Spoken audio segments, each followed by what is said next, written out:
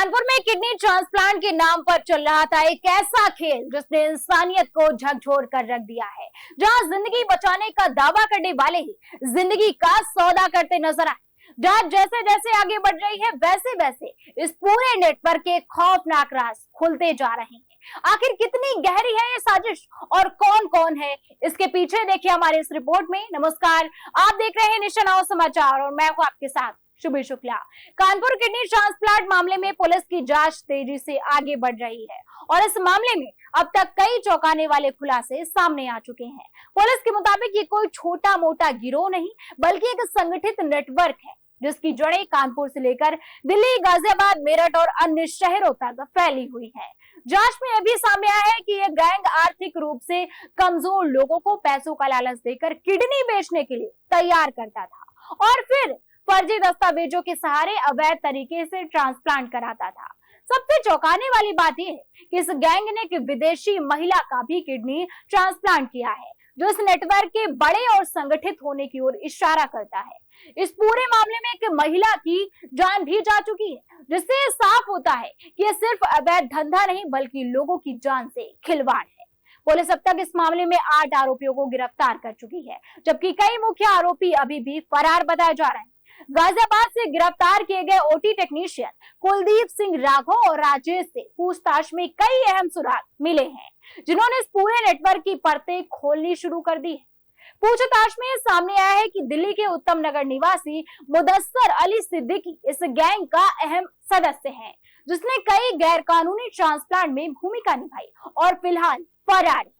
बताया जा रहा है कि मेडिलाइफ हॉस्पिटल में इन अवैध ट्रांसप्लांट को अंजाम दिया गया और इस अस्पताल के संचालक भी फिलहाल पुलिस की पकड़ से बाहर है। जांच के दौरान मेरठ और अन्य जिलों के कुछ डॉक्टरों के नाम भी सामने आए हैं, जो डोनर और मरीजों को आपस में जोड़ने का काम करते थे।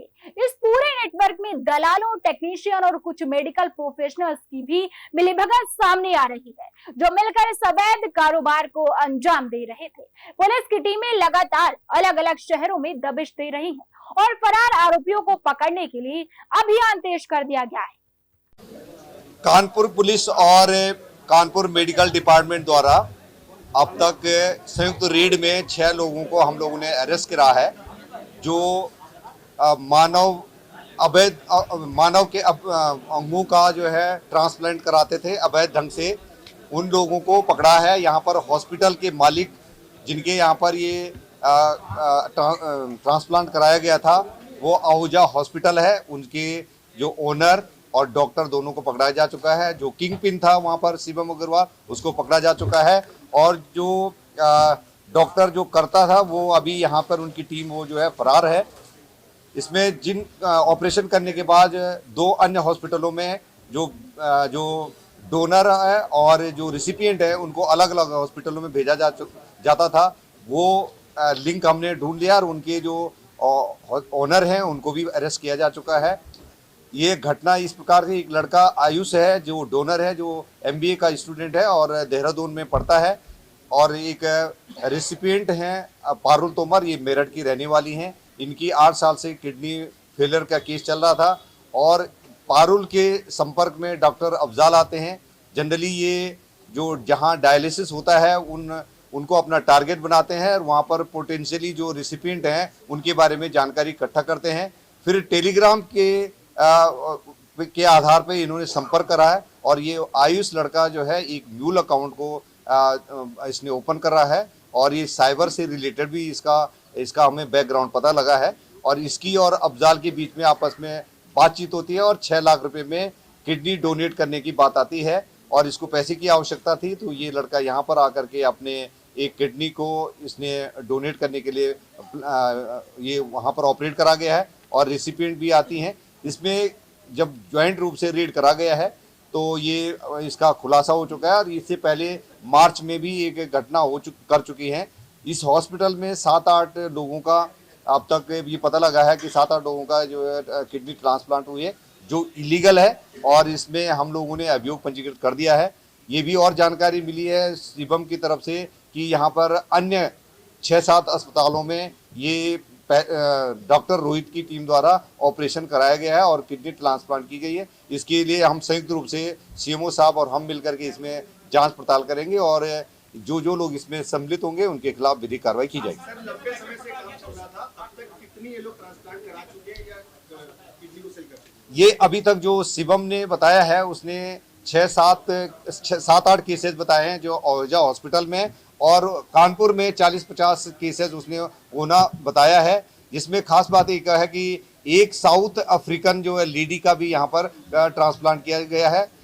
जनरली जो है रिलेटिव से ही जो है ट्रांसप्लांट जो रिश्तेदार होता है उनके द्वारा ही उनके से ही डोनेट किया जाता है, और वो भी एक अधिकृत कमेटी है उसके माध्यम से होता है, परमिशन ली जाती है। और यदि अगर किसी प्राइवेट डोनर होता है, कोई अन्य डोनर होता है, तो उसके लिए सरकार की मान्यता की जरूरत होती है, और विदेशी के लिए ये पूरे रूप से उसके लिए सरकार की अनुमति की आवश्यकता है। तो इन सब चीज का यहाँ पर वायलेशन किया गया है और इसके विरुद्ध जो है हमने अभियोग पंजीकृत कर दिया है और इनके खिलाफ कार्रवाई की जाएगी। सर, 7-8 के बाद ओजा के बाद अभी उसकी जांच पड़ताल की जा रही है। ओजा के अलावा और कौन से अस्पताल थे, क्योंकि वहां भी हुआ है? ये अभी हम लोगों के कुछ अस्पताल का नाम आए हैं तो उन पे हम लोग जांच पड़ताल कर रहे हैं। संयुक्त रूप से सीएमओ साहब की टीम और हमारी टीम काम करेंगी, तो इसमें जो जो लोग इसमें लिप्त हैं उनके खिलाफ कार्रवाई की जाएगी। लंबे समय से इस तरह का जो सिंडिकेट है पनप रहा था, क्या लगता है किसका संरक्षण था? ये अभी किसी भी का संरक्षण का नहीं लगे, बहुत ही गोपनीय ढंग से ये गतिविधि को अंजाम दिया जाता रहा है, और कुछ इनपुट आ रहे थे, उस इनपुट के बेसिस पर हमने पूर्व में भी एक हॉस्पिटल को सीएमओ साहब को अनुरोध किया था, तो उन्होंने जांच पड़ताल करा है और उस हॉस्पिटल को बंद करा गया है। उसी के जो जिनका वो हॉस्पिटल बंद हुआ, उन्हीं लोगों ने फिर अभी 5-6 दिन पहले एक नया हॉस्पिटल चालू कर दिया था, और उस पर भी अब कार्रवाई की जाएगी। तो ये लगातार सूचनाएं मिलती हैं और हम लोग संयुक्त रूप से इसमें कार्रवाई कर रहे हैं। नहीं, डोनर के अभी वो उसके उनका उपचाराधीन है, आईसीयू में है, डोनर भी और रेसिपिएंट दोनों का इलाज चला। हमारे सरकारी हॉस्पिटल में हैलेट में उनका उपचार करा और हमारे एक्सपर्ट डॉक्टरों के द्वारा उनका चिकित्सा का ध्यान दिया जा रहा है। क्योंकि ओजा अस्पताल के बाद जो पेशेंट थे ऑपरेशन होने के बाद दूसरे हॉस्पिटल में शिफ्ट किए गए, तो जिन हॉस्पिटलों में शिफ्ट किए गए क्या उनका रजिस्ट्रेशन था? सीएमओ साहब सामने बैठे हुए, और इस तरीके के सैकड़ों अस्पताल पनप रहे हैं शहर के अंदर जिनके पास ना कोई मानक है ना कोई रजिस्ट्रेशन है, तो इनकी चलाने की जिम्मेदारी या सीएमओ साहब ने अभी तक क्या कार्रवाई? जिस केस में 3 हॉस्पिटल अभी तक इन्वॉल्व थे, एक हॉस्पिटल आहूजा, दूसरा प्रिया और तीसरा मिडलाइफ। आहूजा हॉस्पिटल और प्रिया हॉस्पिटल का रजिस्ट्रेशन है और मिडलाइफ का कोई रजिस्ट्रेशन नहीं है, लेकिन मिडलाइफ अभी चालू करा था, पिछले मार्च में 5-6 दिन पहले ही चालू करा है। जिस जो ओनर है, इसका पूर्व में एक आरोही हॉस्पिटल था, उसको सीएमओ साहब ने सील कर दिया था। तो अभी ऐसे जो अनधिकृत जो अगर हॉस्पिटल चल रहे हैं, उसके संयुक्त अभियान चला करके ऐसे के खिलाफ कार्रवाई की जाएगी।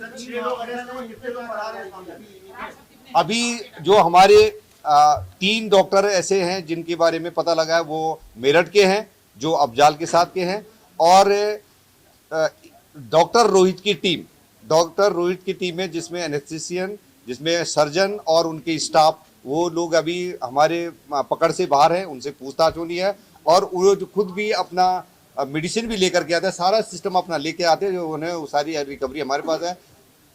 तीनों हॉस्पिटल की डीवीआर हमारे पास है, उसकी स्टडी की जा रही है। उनके मोबाइल फोन के उन्होंने डेटा डिलीट कर रखे हैं, उस पर भी हमारी टीम जो है काम कर रही है। अभी तक हमारे पास कानपुर का ही हम लोग कर रहे हैं, और इसमें क्योंकि एनसीआर के डॉक्टर्स के बारे में हायर सेंटर कौन था इसके बारे में अब और आगे जांच पड़ताल की जाएगी। ये अभी हमें कोई आइडिया।